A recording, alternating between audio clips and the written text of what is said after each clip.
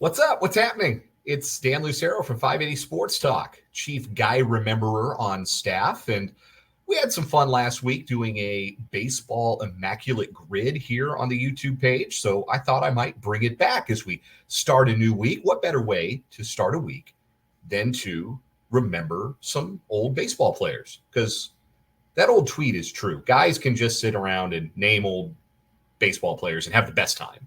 At least I can anyway. And if you're watching this, you probably are of a like mind. So like and subscribe. Give us a like and subscribe to the YouTube channel 580 Sports Talk. And let me know if you came up with a better answer for one of these 9 Immaculate Grid squares, or if you got a better rarity score than me, which I challenge you to do that. I'm pretty good at this. So if you can get a better rarity score than me, I'm duly impressed. Today is a Monday, but we're actually going to the Sunday grid. You can always click. There's a link to go play old grids, and we're going to the Sunday grid number 511. You can see up there on the top, because Kansas City Royals are one of the featured teams. And of course, being that we are the sports voice of Kansas and the home of Kansas City Royals baseball, 580 WIBW, I thought I'd do a grid with the Royals on it for fun. The Royals, Phillies, and 30 home run seasons are the columns. The rows are the Braves, the Rays, and All-Stars.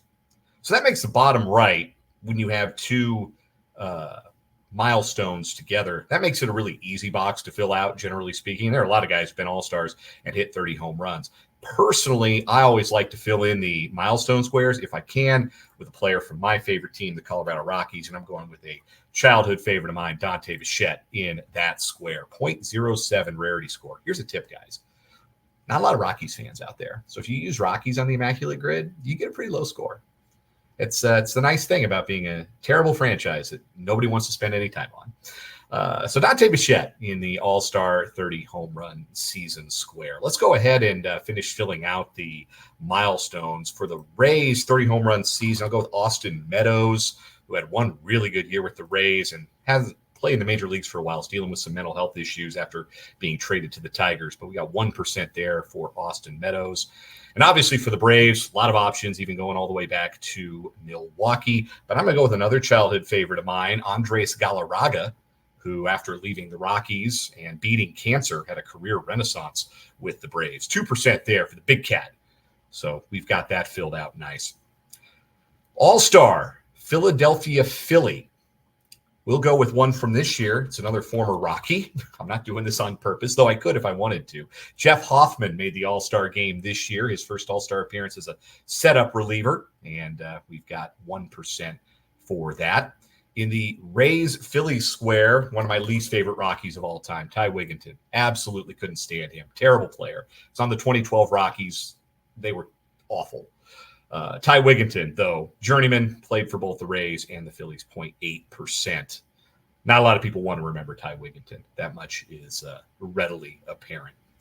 But the Braves and the Phillies, go with Ron Gant here, one of my favorites as a kid. I really like those 90s Braves teams, Ron Gant, David Justice. That was kind of my introduction to baseball.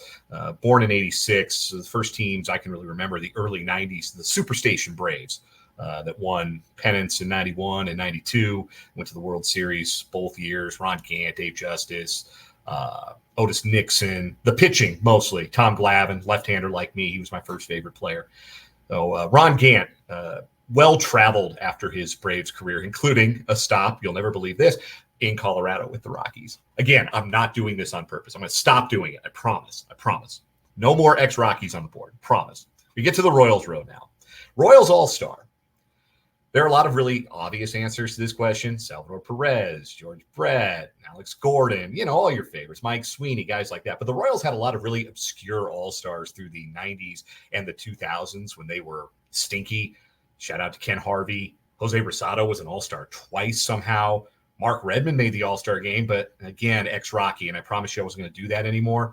So let's go with a guy who had one of my favorite nicknames in baseball. Mac the Ninth, Mike McDougal, an all-star with the Kansas City Royals that one year. He saved a bunch of games. I don't remember even what year that was, maybe 07, 08, somewhere in there. But I remember the nickname, Mac the Ninth. That one has stuck with me. So we go Mike McDougal. Really good score there, 0.3% rarity score. For the Rays and the Royals, I'm going to go with Jason Adam in that square. Jason Adams, a local kid, Kansas City kid from the Kansas side, went to one of the Blue Valley schools, I think, and made his debut with the Royals in the late 2010s and wasn't particularly good out of their bullpen. And then, like many pitchers, went to Tampa Bay and figured things out. Became an all-star reliever with the Rays. Got traded at the deadline this year to the Padres. So Jason Adam, 0.4%. And then the Royals and the Braves is kind of a fun square. There's lots of overlap there. John Schuerholz, who helped build the Royals championship team in 1985, was in their front office through the 80s. He left to go to Atlanta and help to build those Atlanta teams that I was talking about from the early 90s. So we could go with a selection of players from the early 90s Braves, like Lonnie Smith or Charlie Leibrandt. We could go with a very modern example. Whit Merrifield would be one that you could use. Whit Merrifield, of course, just signing with the Braves, but spent the better part of his career with Kansas City.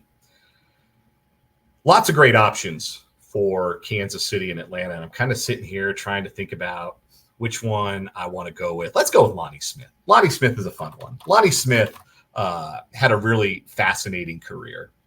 5% for him, 13 my rarity score today. Lonnie Smith played for the Royals in the 80s, had a bit of a drug problem, overcame it, and had an outstanding 1991 season for the Braves, though he's probably most remembered for not scoring from first on Terry Pendleton's double in Game 7 of the World Series, which meant the Braves didn't take the lead, and then that game went to extra innings. Of course, Minnesota won it in the 10th inning on a walk-off single by Gene Larkin.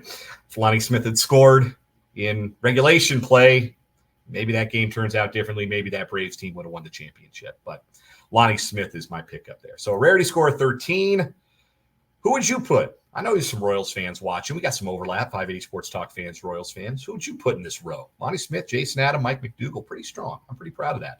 And 5X Rockies on the board. I'm proud of that too. I could have gone Mark Redmond here. Could have gone Octavio Dotel here. Could have gone CJ Crone here. Again, I didn't want to beat the X Rockies thing to death. I'll do that on another board later. But that's my board. That was Sunday's board. I'm bringing it to you today. My rarity score is 13. See if you can beat it.